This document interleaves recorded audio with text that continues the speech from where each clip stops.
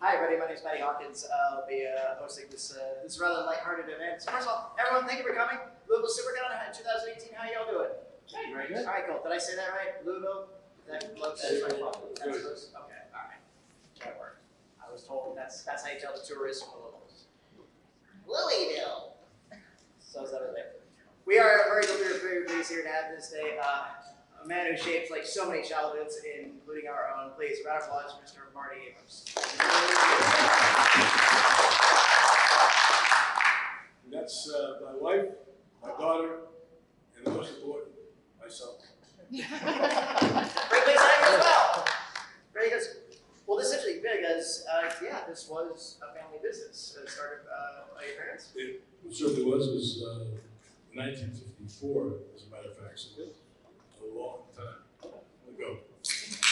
And they basically started working with kind of smaller goods for the 5 and dime type shops. Well, they had a strategy. The strategy, remember, this 1954, so their strategy was to sell everything at one price.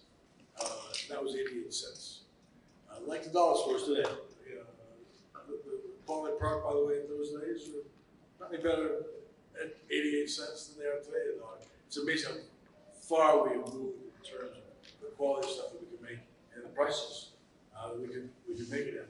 But for me, it was very interesting because it allowed me to do something that most young guys have the opportunity to do. Is their process was to have a collectible line even in those days. So they broke it down to girls' toys and boys' toys. And in the boys' toys, they had figures, and they had trucks, and they had role play, the girls as well. So I was opened up and learned real early on the entire business of what the toy business was. A lot of people get trained in just games, or just dolls, or just action figures. And they would localize those very specific areas. Where my training was across the board, even though it sold for 88 cents, it had the quality and had to sell. And if it didn't sell, we were not going to be in business. So we had to turn around and have this much wider bandwidth, quite candidly, than probably everybody else at that time. That works. When exactly did they hand it off to you, or was that sort of a staggered? Because you got out of college and then you joined the family business. Well, they really didn't hand it off. I just took it. Okay. And what happened was we knew that we had to brand the product line. Our brands were generic: car, truck, bus, an 8-install, 12-install, a fashion doll, a game, storage. We were just across. We didn't stand for anything. If you don't stand for anything, today you're out of business. So we had to position ourselves to make a position play. And for me, the natural was the action figure market because that's who I was as a kid. I played the Lone Ranger. Tonto was my buddy. He came along for a ride. So that was easy to move from Tonto and the Lone Ranger into Batman and Robin. So that's when I understood that we had to go out in that process. And the first thing we did was, I was a young guy at the time, this guy named Joe Namath, and he wins the Super Bowl in New York. He takes everybody by storm. He becomes Broadway Joe. He becomes the star of the city, the Prince of New York. So I call him up and say, "Hey, Prince, let's make your action figure." He goes, "What does that mean?" I said, "I'll make you the new G.I. Joe." I like that. And so that was our first venture into the licensing side to convert the company from being a basic unbranded company to the first brand across the world. And I'll show you how smart we were, how we had this vision and foresight. We signed Joe. The next year, he turns around and goes into preseason. And his third game into the preseason, he decides to become a safety rather than a quarterback. And he gets intercepted, and he runs down the guy that intercepts him, and he wipes out his knee. And he was gone for the season, and so was my product. So that was the first instance that I'm going to be careful in the sports area because you're not sure of what you're going to get. But we knew we had to be in the brand product.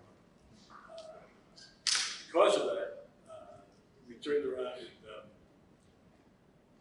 created a brand called Action Jackson. Some of you guys may have heard of it, may not. not have heard of it.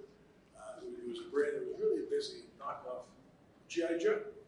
What we did, we just reduced the size, and we would reduce the retail. But by reducing the size, reducing the retail, it allowed us then to put in scale the Jeeps, the trucks, the planes, all of that, which G.I. Joe couldn't, because if you had a 12-inch action that big, and you put a Jeep and or a truck in scale, it was that big. Yeah. And that big became way outside the purview of the American buyer to pay for that.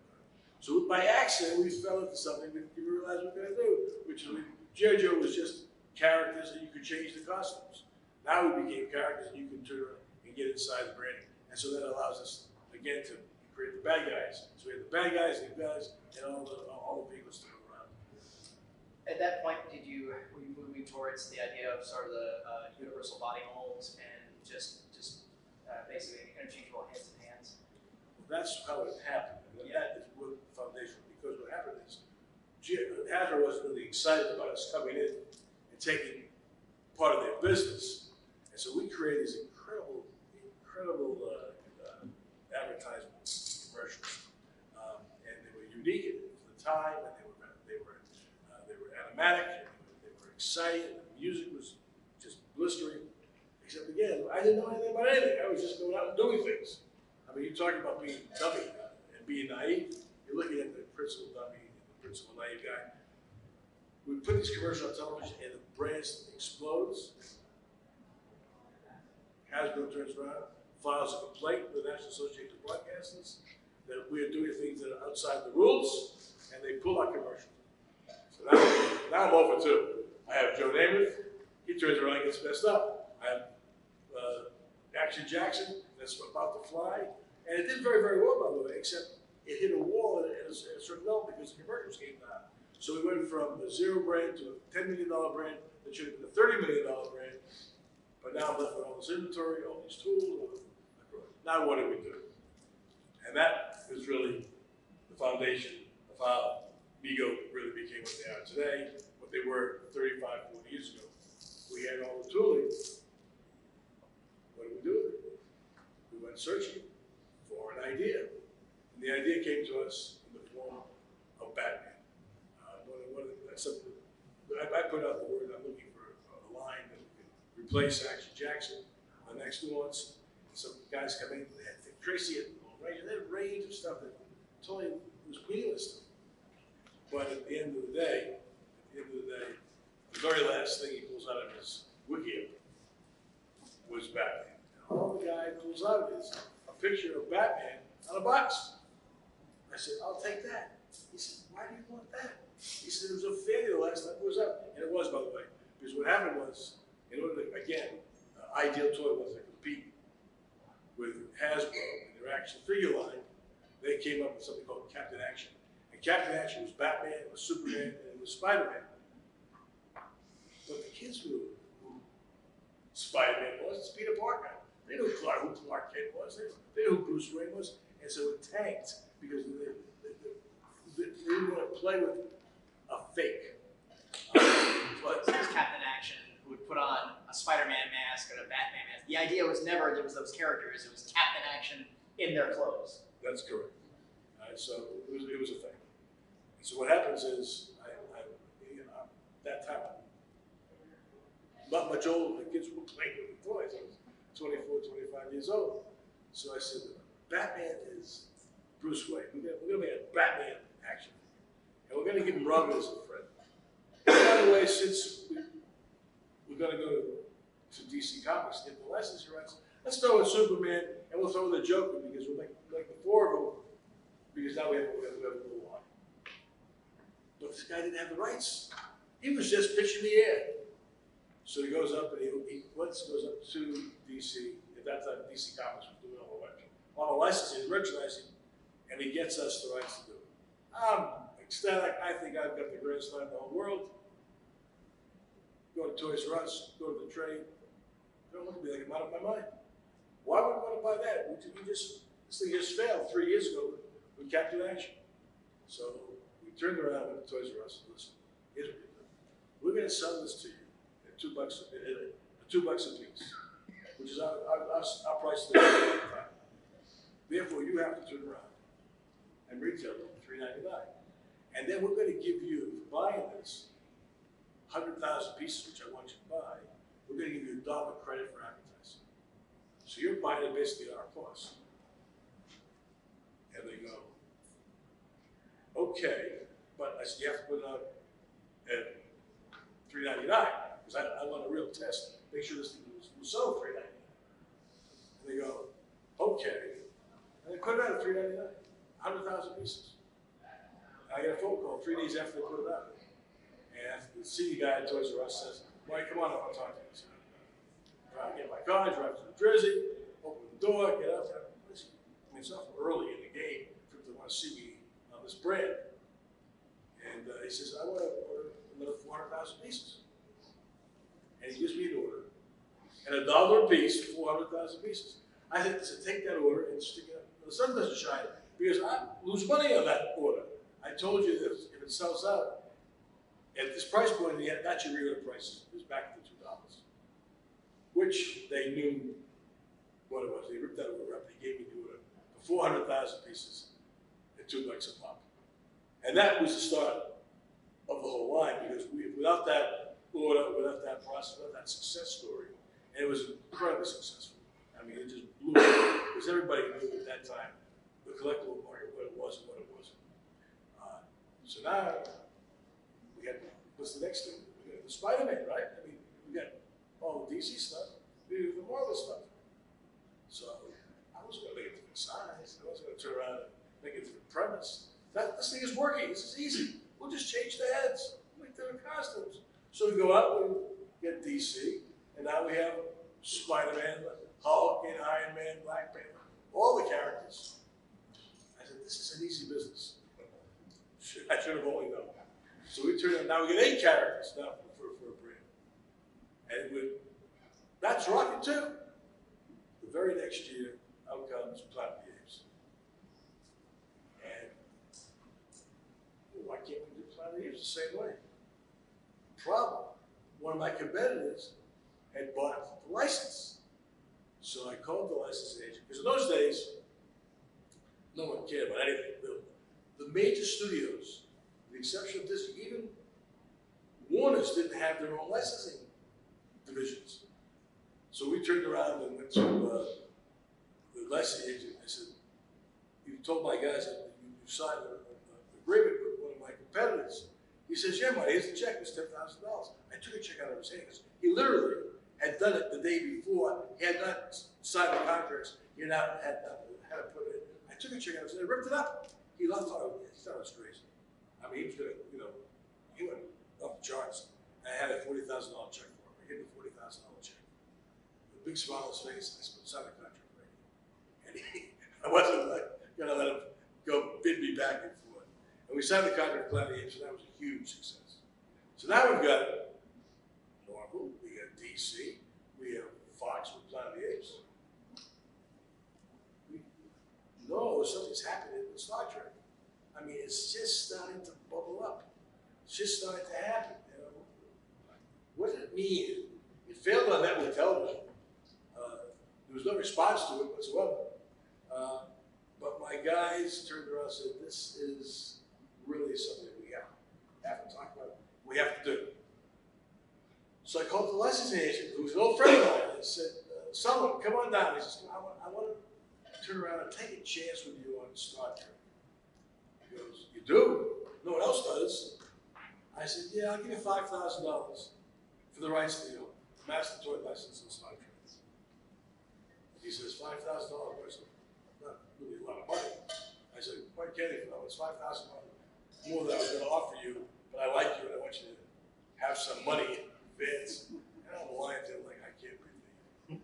But the real truth is that we signed Star Trek, master toy license, $5,000.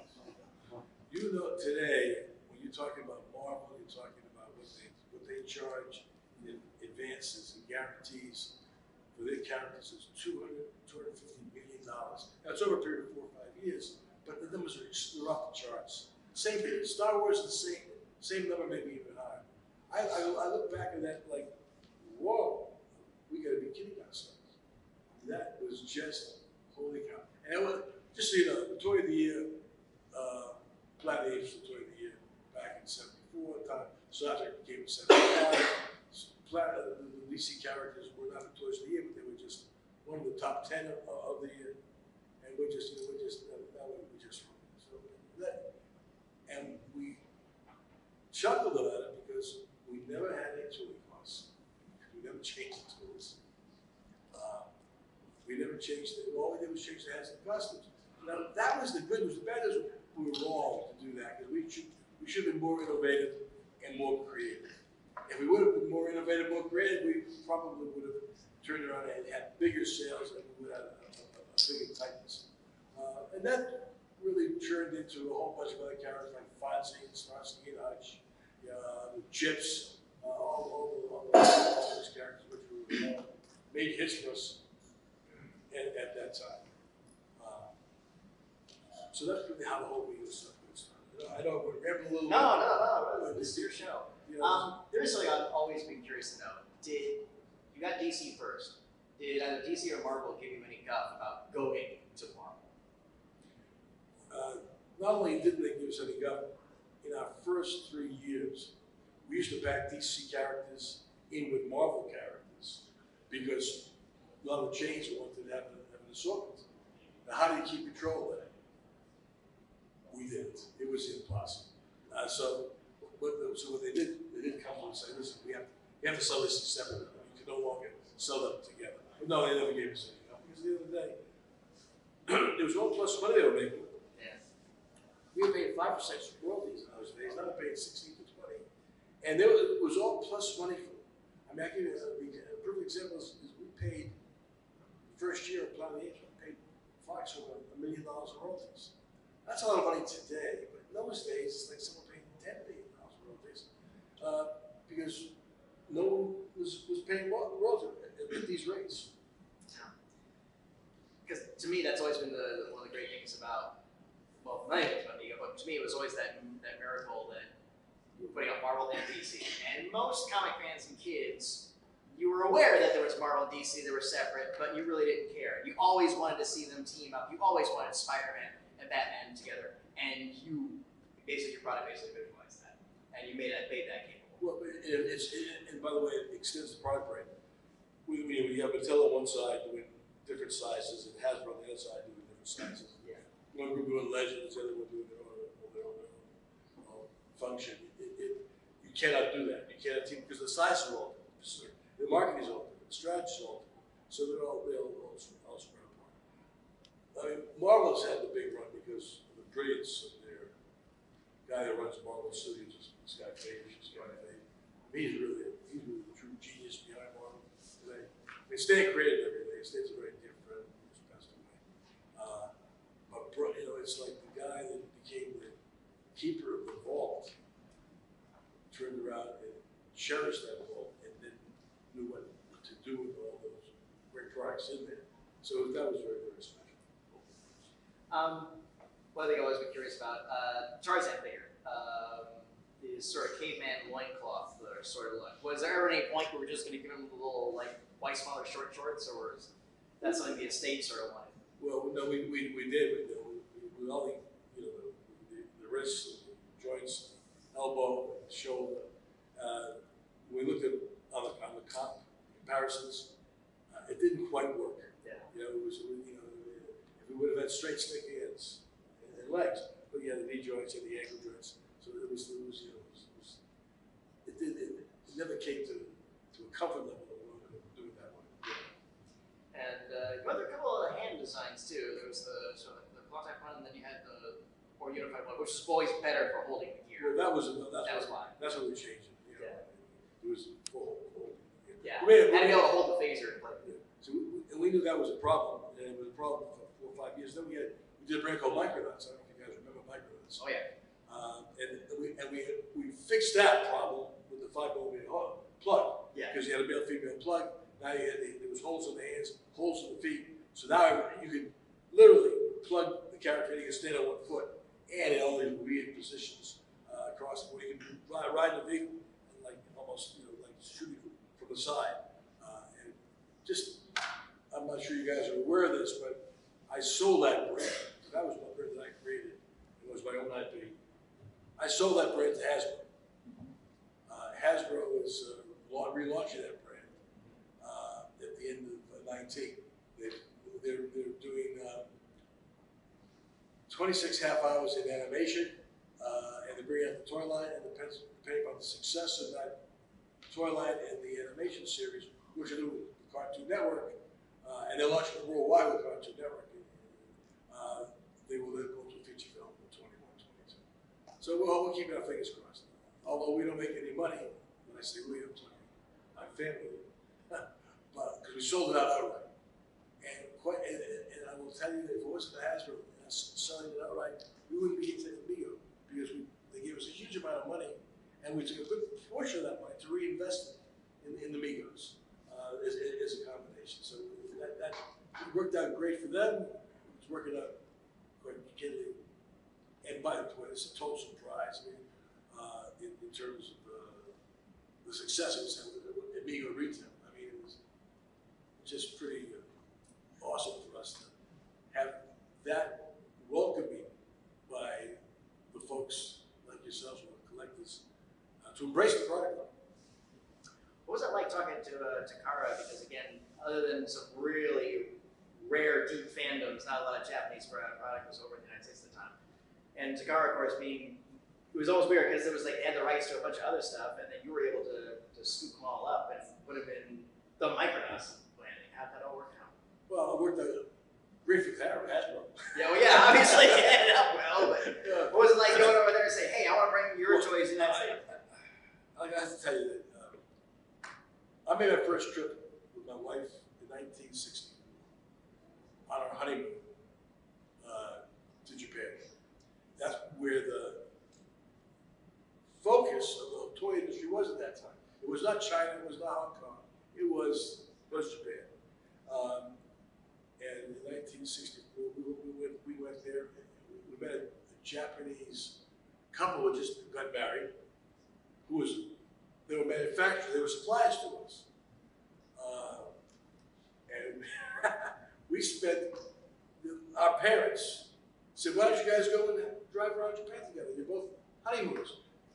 Okay, that's fine. We said, okay, we'll do it. Except one thing, I don't speak Japanese. And they didn't speak English. Now, can you imagine 3 days driving around the country? We can't speak to each other. All we communicated was Beatles songs. We sang Beatles songs the entire 3 days. Anytime we had to do something, let's get a little help from our friends. That's how we communicated. And the reason I tell you that story is like that, because I had a marvelous relationship with the Japanese toy community. And when no one else was doing Japanese stuff, I went back there and I saw what they were doing, and I maintained that relationship. And I've got a couple of words in Japanese I use that I can use appropriately. One is tomodachi. Tomodachi means friend. And when you use that language, you build friendships in other cultures. And so I became very close to the folks here, Takara, and they opened up the whole book for me. By the way, I also became very good friends with people with Bandai. They were doing Shogun Warriors at the time, but I was doing Micronauts. I had the rights not only to Micronauts, I had the rights to Shogun Warriors, which was a big, big brand in the late 70s.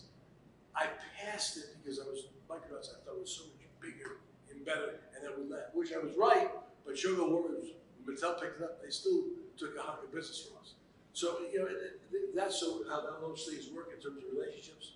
And because of my relationship with Takara, I developed a relationship with Pilot Penn, because the Pilot was very close to Takara in terms of some of the stuff that they had. The Japanese have interconnected relationships in their businesses. They work smarter than we do in that aspect. And so they just introduced me to the Pilot guys, and I saw something they were doing. I said, this is brilliant. Make it for me, and I'll buy it. Oh, we can't make it. I said, we can't make it. Show it to me. They said, but we don't know how to manufacture.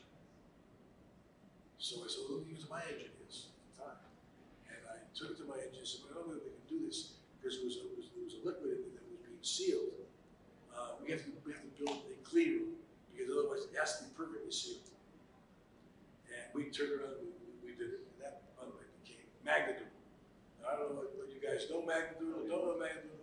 sold, before we went out of business, we sold 1 million pieces of Micronauts, and subsequently 60 million pieces of Micronauts were sold worldwide. You know, it was much more expensive than Etch a Sketch, but a much better item. So that's how, you know, the relationship occurred with the Japanese toy makers. Obviously, basically, you started that gold rush of American toy manufacturers looking at Japanese creations and all that stuff, saying, "Hey, there's something here we can bring over." Well, they're great engineers, and they took over the American car business in the 80s at that time because they were making small cars. And the reason they were making small cars versus us, the big ones, was if you've been to Japan, the streets are very narrow and tight, so you can't get from point A to point B in big vehicles. So they made a real great small car. They did that same thing in toys, and because their part was so much smaller, and so they could make great small toys in that aspect. So they're very smart in terms of accommodations. What they could and couldn't do. That's why the video game business became so much stronger over there. We invented it, and they took it over. You know, with companies like Atari, who invented the pod, which is before all that stuff. And then, you know, Super Mario and all that stuff came out of Nintendo. When you got the rights to Wizard of Oz, I've read that you threw a pretty big event and tried to bring in all the surrounding cast members. Well, we did try it. We weren't rid of the line. Over the line, yeah. Well, the year before we launched Sonny and Cher, which was a trip unto itself because they were doing a TV show, and Cher was married to somebody else. She married to Greg Allman, and she was pregnant, but they were doing the Sonny and Cher show, and we're doing the Sonny and Cher doll. So there was a little bit of resonance in that aspect of it. But because it was so successful, we did a fall the next year of The Wizard of Oz. The guy who produced that picture was on my board of directors at the time. His name was Mervyn Leroy, and he was one of the great people of that age. And what I mean by that age, I mean the fact that he was the golden world of film. And that same year of The Wizard of Oz was also Gone with the Wind. Some of the greatest movies of the time was in that era. And so he loved toys. He came up with it. And he brought people that were alive at that time, which was Margaret Hamilton, there's a picture of that somewhere. You can find that Margaret Hamilton, Ray Bolger, and Jack Haley, who was the Tin Man and the Scarecrow. So it was a lot of fun in terms of that. And not for nothing, the Tin Man Mego is one of the greatest action figures ever made, Mike. In terms of sculpting and the details, and there was a lot of extras you had to put in that. And they had the case and everything else. Yeah, there's a lot of love. I've never met this guy before, but I really like him. Okay. You also dabbled, you started dabbling into some of the larger size stuff. You did some of the stuff for the large size Superman and the Wonder Woman lines. How did that come about? Well,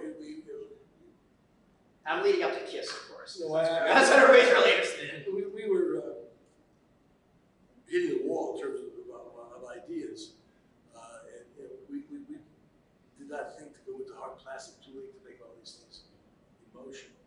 So we decided, well, first what happened was, you guys are too young to remember there was an oil crisis in 1974, where the prices got whacked, and so our pricing started to really rise very dramatically. So we said, well, we're going to reduce the sizes. We made comic action heroes. So if you remember that or not, but they were 3 3/4 inches, which, by the way, that's what Star Wars copied. They copied our size. They gave credit for being the first of the 3 3/4 inches. We were there 3 years before. But having said that, because with that size, the next obviously was to go in the bigger size, because the pricing that had stabilized, we can turn our pricing up and put more money on. Yeah. You were supposed to make a Doctor Strange figure, and it never happened. And then you reused the head mold for the Jordache model of Mail figure. We probably did. Yeah. I mean, if you go through our line, we reused. You know, a quick story. We first showed Cher her face. She turned it down on the sculpt. turn it down as well. So what we did, rather than resculpt, because it's very expensive, we found cosmeticians who could do their makeup, and we kept changing the makeup, and that is how you save money, because otherwise you could be sculpting forever. And finally, we got the right cosmetic position where she should. Now you've got same sculpt, but different cosmetology of the face. And so with that, we figured, well, we could do that. We could take our library of all these different sculpted heads, and if they're closed, just change the painting masks. And that's how we do a lot of stuff. One of the holy grails for Mego collectors is the few remaining Logan's Runs figures. What happened with that? You made them? Well, we never made them. You never made them. You just made the working ones. We made some prototypes, and we made some samples, but they never went to production. So the reason it's the holy grail, there's no grail. Right. I mean, there's only a handful of pieces that are out there that people either. Well, there was in the 90s, there was this myth, this legend that supposedly you had done a short run and lost the rights, so you ended up incinerating them. That was the big buzz that was going around. Totally a myth. Myth, there you go. Myth busted. We never incinerated anything. I was about to say, you're a master of recycling. Right. You put out some really good, the smaller lines though. The Buck Rogers and Black Hole, those some great figures. Really were great sculpts. I have to tell you, they were great figures and great sculpts. Buck Rogers was disappointing because I should have been here. We had a television show, we had the right characters, we had the right look, right feeling. That should have been it. That was disappointing. Black Hole was my defensive position at that time, and I never paid as much money for a figure as I did with Black Hole as I did with Disney, because I thought Disney, that was against Star Wars. Came 2 years after Star Wars, and Disney, the space opera movie, which should be phenomenal. Because they had no bad guys. There was no conflict. And we talk about this all the time. If you haven't got the right conflict, the right storyline, then it's real tough for the kids to go out and play with stuff. Black Hole is just a very bizarre film. It it wants to be Stanley Kubrick, and then it wants to be Star Wars, and then it wants to be a horror movie at one point. So. All the above and none of the above. Yeah. So we wound up having $1 million guarantee at that time, and that's what time we were struggling. But we got very lucky. We owned a lot of brands inside of Micronauts with the name Tron in it. So we turned around and they were kind of moving on Tron, and they couldn't license anything because they would go up against our copyrights. So I swapped out that $1 million. I gave them the Tron piece, which is a unique moment in time that for it to happen. I never read this guy before, but I like it. The Kiss figures, those are really fun. How'd that come about? Did you have to actually sit in the room with Gene and have him do the deal? Funniest part is I never met Gene until years later. Yeah. In terms of doing the other. Another thing that was a mistake. My son at the time, I think was 7 or 8, he said, he asked me to take him to a Kiss concert. I said, who's Kiss? What happens is they come so fast, especially in the music business. You never hear them, all of a sudden they're the biggest stars in the world. It's just explosive. And if you don't understand that part of the music side, then you can't be in that business. So I said, sure, I'd love to take you. We go. It was him and me. We walk into this, and all that concert was fathers and sons, 8-year-old, 9-year-old kids at the concert. I still have to see what Kiss is. I have no idea. All of a sudden they come on stage, and there's Simmons with his, screaming and yelling. And I go, I'm looking at that, I look at the audience, I look at the kids going crazy, going, whoa, this is an easy one. It didn't have to be a rocket science to figure out there's a product here. And so we turned around, and but at that time I got on the phone, get to anybody on the phone. And we made the deal. Really nice. And it was a deal that was reasonable for that period of time. And it was, and here's this, well, the amazing part. We were offered a lot of stuff. I mean, the stuff, like I said, Tron, which we took, which was a disaster, so we never transferred. I passed on Tron, the movie, and that came out a second time, and it didn't work. But you go back to Marvel, to DC, Planet of the Apes, you go Star Trek, those 4 brands, and then you go with all the other stuff that we've done, they transfer from generation to generation to generation. We picked brands. I mean, I look back and say, you did pretty good now, because you picked the right brands. The Lone Ranger never happened. Dick Tracy, they tried to make it, never happened. And other people did those things, we did not. And so that's truly, I think, the great success of what Mego did in those days, is picking the brands that transferred from generation to generation and today. I mean, look at the Avengers. Aquaman next month is coming. Wonder Woman. We did Woman. I did it twice. I did it in 377 with Linda Carter. I mean, it's just an extraordinary thing. Those brands, we did Black Panther, we were the first ones to do Black Panther. I mean, I go back and go, whoa. We had the opportunity to do the right brands at the right time, and they lived over that period of time. We thank you for that very, very much. Yeah, I thank everybody for coming. So, do we have any questions from the audience? Yeah. Just got a comment. My wife, when we talked about how we got into different types of fandom, and she noticed the pattern was I had the toy before I even knew about what it was based on. So I had a Star Trek dolls before I even saw the show. I got into Kiss because I played with the dolls. It's kind of funny. I never read the Marvel comics, but my parents called me the dolls. So I mean, you had such a wide scope. Instead of just focusing on one thing, you cast a big net. And then that actually brought the kids of the 70s, exposed them to the source material. Well, we had the Planet Age dolls before we saw the movies. So that's amazing how you actually, it was a... Well, you know what happened with Planet of the Apes? Planet of the Apes came out, I think, in 69, 68, first one. Came, went. Second one came out, because the first one was successful as a movie, but it came and went. Third one comes out, successful movie, comes and goes. So now we have 3 features that were great, and no one's heard of them. I mean, no kids saw them. Correct. It was an older audience because it wasn't R-rated, but it was still an older audience. It was science fiction.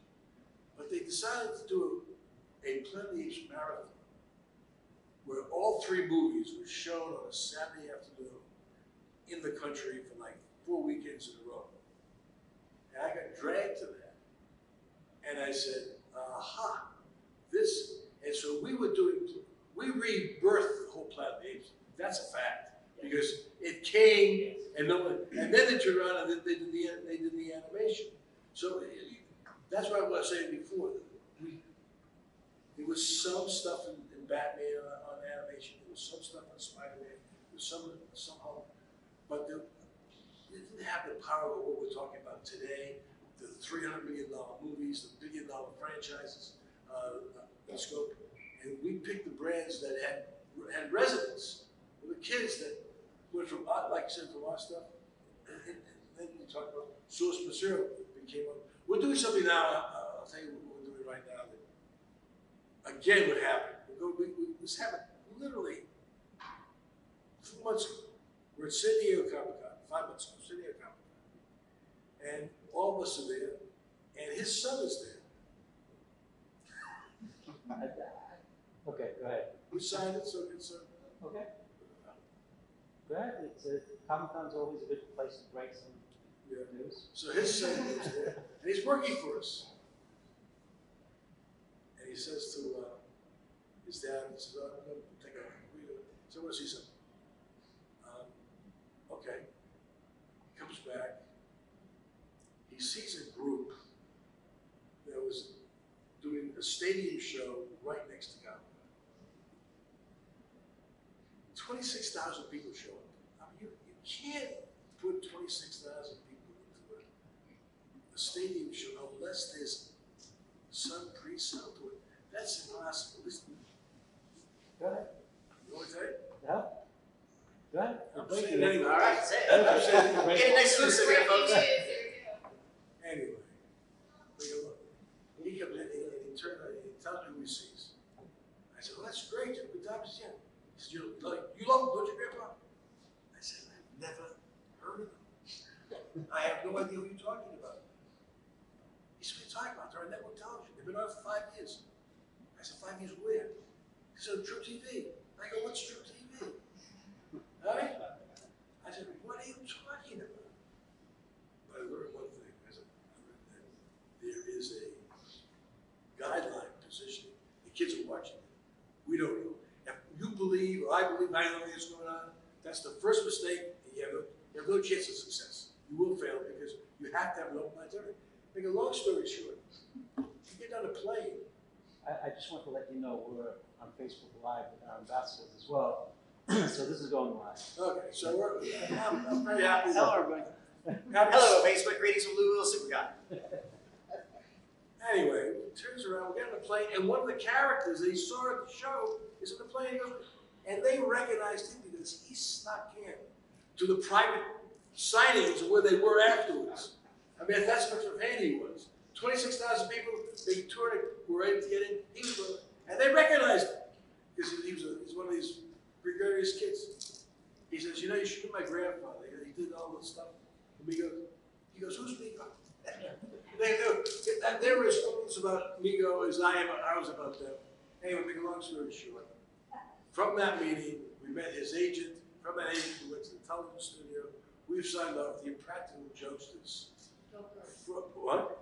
Jokers. Jokers. Yeah. From True TV. There are 4 of them.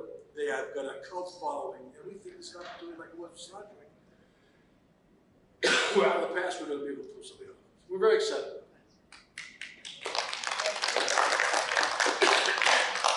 Speaking of, that leads to a good point too. You brought Mego back. You reclaimed the title several years ago.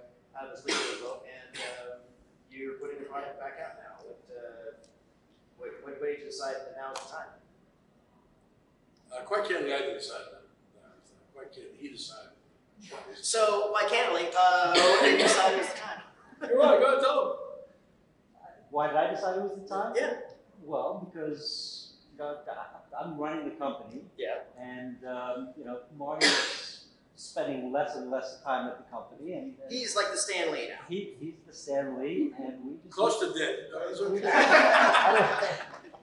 I think that there was a great opportunity, and actually the opportunity came from Target, and Target really, embraced us. So it was kind of like the stars aligned between, Marty, between this Mego, underground movement that had been going on for years and years and years, and Target coming in. So it was kind of stars aligned type of thing. It worked out. There's a song called This Magic Moment. Yeah. And it all came together. I have a question. You're doing the 8-inch figures now for that one, right? How many are the 8-inch figures? How come the bigger size? We're doing 8-inch figures for most of the characters, with the exception of DC. DC we're doing 14-inch. Wow. And the reason we're doing 14-inch on the DC is because Mattel has the master toy license for all of the mats. The only way that we can come in was to go above a 13-inch figure on the DC line. So.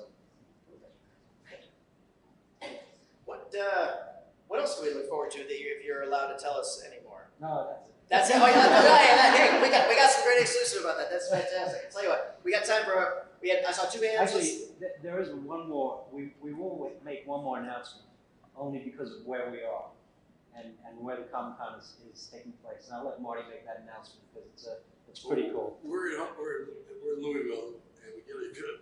I don't know how many of you flew in, but we flew from New York. There's a big sign when you go in and says, "This is the home of Muhammad Ali," and we did the original Muhammad Ali dome. Yes, you did.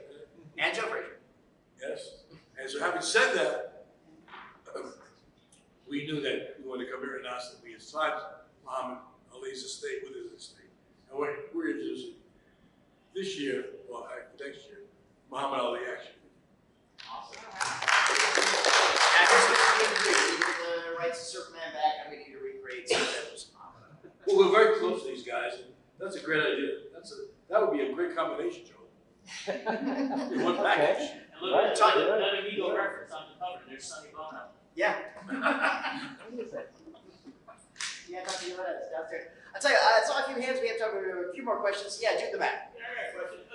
In the mix of all the family-friendly and kid-friendly figures you did back in the 70s with the 8-inch scale, what made you throw the adult-centric Starsky and Hutch in the mix of it all? I'm sorry, you know. What made you decide on Starsky and Hutch? Since that was a controversial show at the time because of the It violence. kind of deals with drugs and violence and racism, where all the other shows were kind of more family-orientated. And then David Soul was a white beater, but we won't go to that. Well, that was definitely, Yeah. that wasn't included in Yeah. Although Michael Glazer, he was a great guy. Yeah.